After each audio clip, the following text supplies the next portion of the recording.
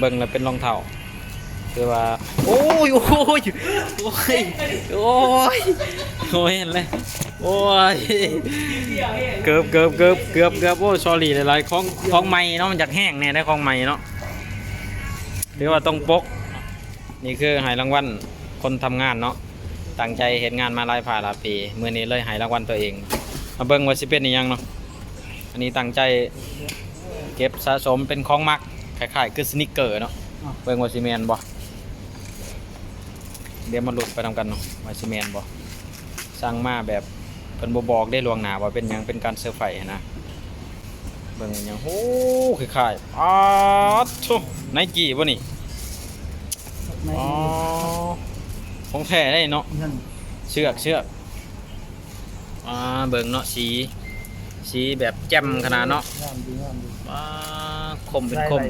คิ้วกึบเมื่อเท่าไหร่ป่ะ42โอ้พอดีได้ข่อยนะดอกเบิ่งเนาะของแท้ป้าขนลูกยาวๆแล้วนะจับนี่คือว่า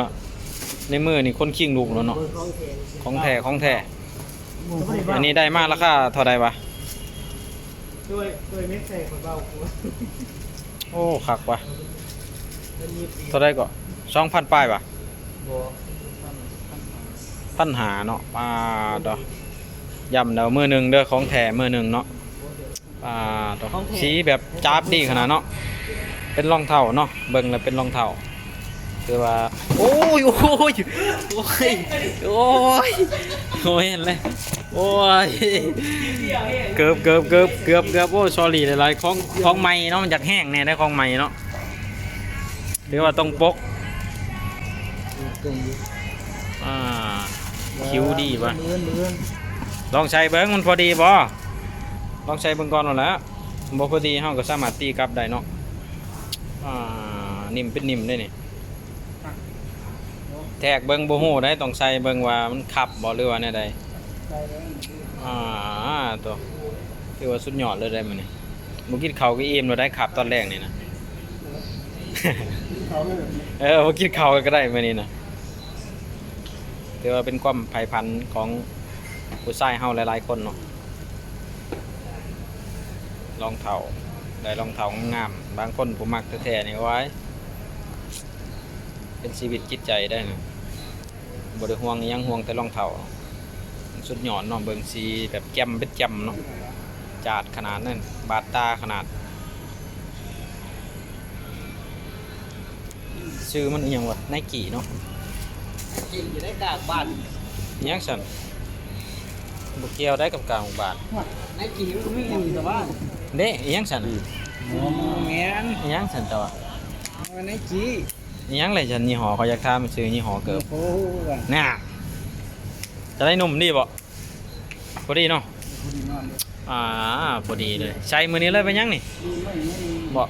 ใส่มือนี้นี่จาบเป็นจาบได้เนี่ยถือว่าแบบคมบารมีนี่คมขนาดได้นี่ไนกี้ตัวสีแบบจับดีขนาดเนาะสีแบบแจ่มดีนะเบิ่งหน่อยเบิ่งนอนเบิ่งไก่เบิ่งสติกเกอร์เนาะ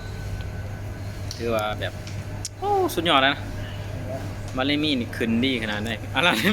ว้ายเกอร์เวียดอันนั้นไม่ใช่เหรอโอ้ยอันนั้นเกอร์เวียดอันนั้นโมเมนต์อันนั้นไนกี้เวียดแล้วนะนี่ของแท้เนาะราคา1,000 กว่าเนาะมือหนึ่งเด้อนี่เด้อโมเมนต์มือ2เบิ่งสภาพแบบ